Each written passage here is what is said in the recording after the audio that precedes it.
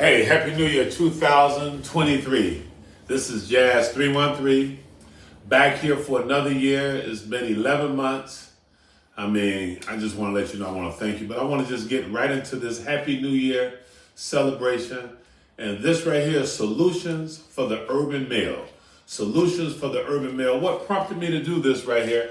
On Grand River and Outer Drive in Detroit, some lady came out of a store and some young man shot a 60-year-old woman for a car. And I just want to focus on solutions for correcting our young men. First, I am Kenneth McFall. I am the biggest advocate of young men in all of urban America, whether they're in Harlem or Watts or Detroit. I beat the odds, and I want to give you my solutions. My opinion.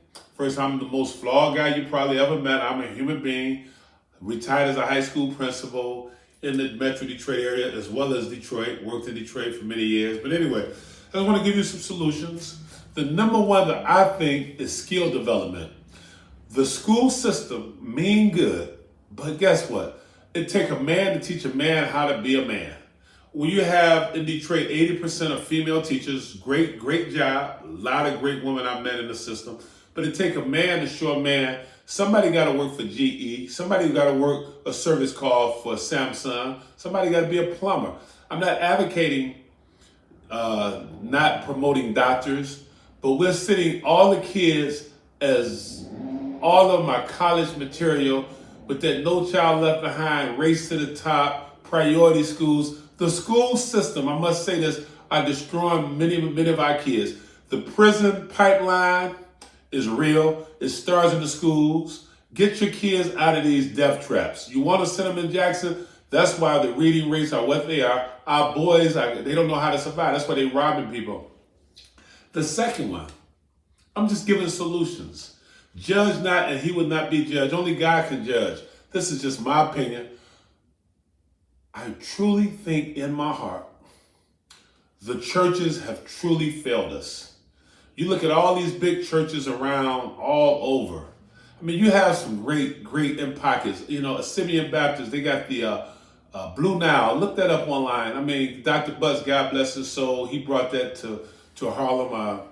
There's some great churches, but the majority of the churches, if they was really about the community, our boys would be turning on women like this.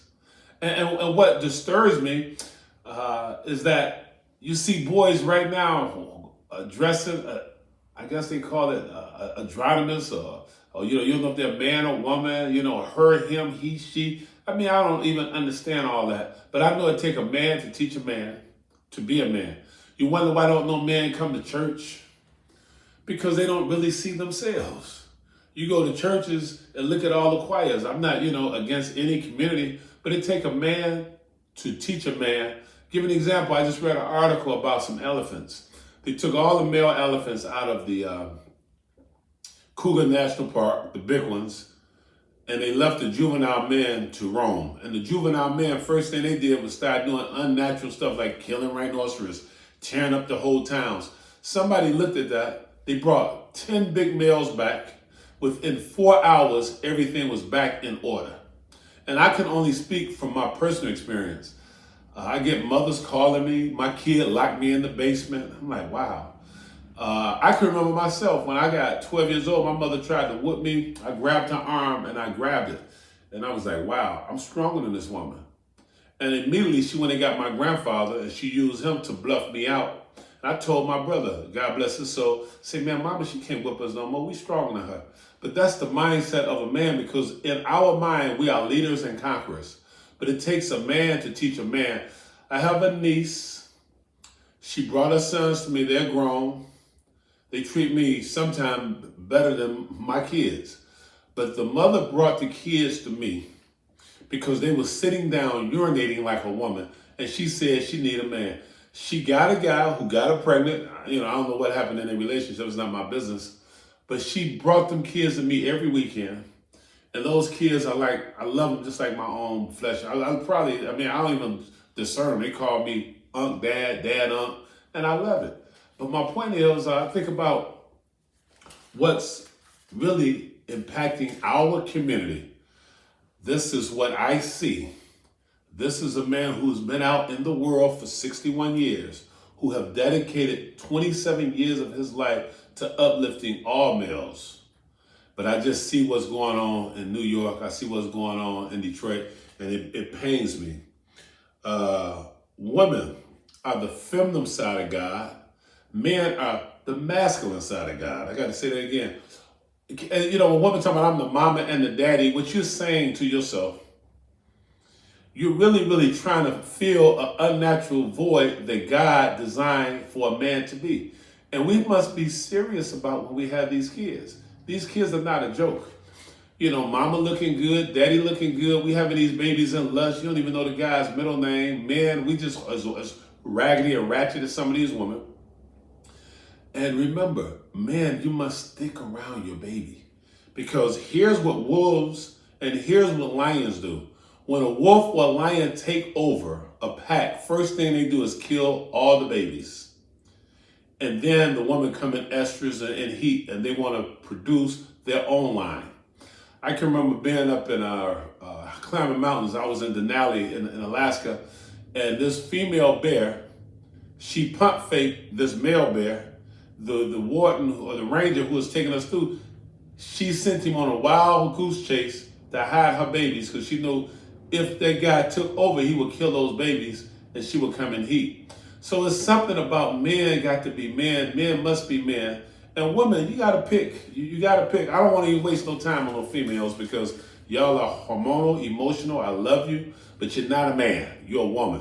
I can't be counseled. I'm not looking for a job. This is just my opinion. If you don't like it, you can turn it off. If you like it, stick with it. But I'm just speaking from my heart. I'm not trying to belittle. Or, it's like the old story in the Bible. Jesus said he would out sin throw the first stone, about the prostitute, and everybody had to put their rock down. When I read a story like that in the Bible, I was there. So, I have faults. I have probably more faults than anybody. But you cannot accuse me of not doing my part. But I have daughters. Daughters are easy. They attitude and hair, and they more complicated. But I'm talking about it take a man to teach a man. Everything that I am about is because of four men. My grandfather, Johnny McFall, Reverend Joseph Barlow, Reverend Calvin Butts, and Minister Louis Farrakhan. They were my guideposts. They were surrogate dads, but my grandfather was my real dad. They taught me about integrity. They taught me about love. They taught me about community. And right now, this is really dedicated to those four people. And the next one, if you was messed up for 300 years like we was, you'll probably be as crazy as we are. But we have to recognize, it's like when you go to the doctor give you a diagnosis, you have to just deal with, hey, we are messed up, and how do we correct this? I'm just giving you my information. To my nephew Malcolm and all you guys keep asking me these questions. I do these informationals for everybody, in the World Wide Web. People in Greece and people in Indonesia, you may not understand this particular problem. But in Indonesia, as well as Greece, you have minority populations. You go to Paris, you see how they treat the Algerians. It's just, you go to London, even London, everybody think London is all that. There's more racism in the Queen's Palace all the way down to the streets. But my point is, that's what slavery was invented. That's what colonialism started there in the Roman Catholic Church. So it's forces that has been against us for many, many years to keep us in this state. So if they spent 300 years plotting us to keep us here, and I'm not a victim. I don't do the victim. As a man thinker, so is he. I'm a proponent of positive action, positive living, and positive thought. I'm just giving you some solutions to correct some of this behavior that's detrimental while a young 15-year-old boy is killing a 60-year-old woman for a car. What type of mother is producing a beast like that? What type of father is teaching his kid not to love and protect the woman? One thing Ms. Farrakhan, he gonna teach you is protect and respect the black woman, or you out the door. Is schools and this special ed. When you look at this special ed, and they hiding behind the pandemic, I'm not really a proponent of some of the stuff Dr. Umar say, but he has one thing. He's a clinical psychologist. I'm just a biologist as well as an administrator. But when you see the IEPs and you see the detriment and that little $700 Social Security check that you're getting for your kid, you really, really paralyzing that kid, because now that kid can't get a clearance. When that kid go to college, you put a subconscious crutch on him, because if Helen Keller can be deaf, dumb, and blind and get a master's degree, and we tell somebody you're special ed, we tell somebody that you have all these impediments, and some people do, but we're just doing this for a money game. Remember the movie Claudine? Remember, whenever the government gives you something, I mean, I hate to say it, they have not shown promise from the 40 acres to a mule to today. It's time for us in the urban communities, whether you brown, black, and some of my Appalachians down in the Appalachians and Warren and Taylor in these trailer parks, you're facing the same thing we face, with the destruction and the decay of the family. Solutions. This is not a black or white thing. This is a saving the urban young male from 12 to 25. And yeah, we can have man to man and all these brother to brothers, but all that stuff. I remember Dr. Burnley in Detroit, he had a reading program. Everybody got behind. I don't know if it was Dr. Burnley, it was some superintendent, but that thing just weathered away. My brother Ray Jackson over at Paul Robeson had a great thing with man to man. I mean, but that was funded, that was consistent. Men, it's time to men to step up. That athletic game, the football, basketball, quit putting your kids in all that junk, because only 2% of all high school players get a basketball scholarship. That's a statistical fact. I was good, but I wasn't no NBA good. But I was able to play a little pro ball. I was able to play some college ball. I had a good basketball career. But really though, the game of life, I always say, is from the neck up. So I'm giving you solutions. I hope you like what I'm doing. If you do, please click subscribe and share.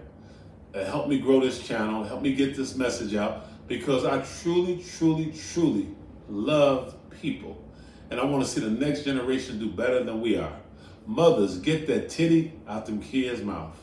Mothers, let your man teach your man, your young man, how to be a man. And if your man that you picked is sorry, that's your fault. I'm going to say that again. If you picked a man, I don't care how much he lied to you, you got to pick the right way, because generations, like I tell you before, my father's penis produced, if he was living, he'd be 84 years old. He got 109 descendants just come out of him. So that's how important a man is.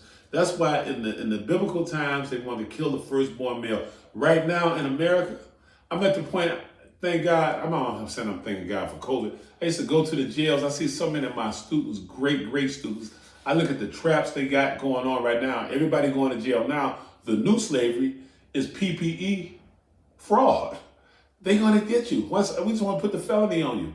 When you destroy a man's ability to take care of his family, you send him underground. That's why we had this foolishness. We always looking for something for nothing. Remember, nobody owes you nothing. And get out of the enemy. Get out of the beggar, the parasitic mentality. Men, the Bible say you should live on the brow of your work, not from a bridge card, not from some social welfare get up from the government. Do for self. I've been saying this message, it's been a theme. This is my life. This is what I do. And don't tell me I'm from the projects, I ain't got nothing. Look, I could sit here and give you my hard luck story and make you cry, but I didn't listen to that. I believe in you. Do you believe in yourself? Until we meet again, Happy New Year. Solutions, judge not. You will not be judged. Not only God can judge. I love you. Click, subscribe, and share. I'm just excited about this year. I don't know what this year is going to bring, but I know one thing. I just want us to grow as people in this whole world. Thank you again, and thank you.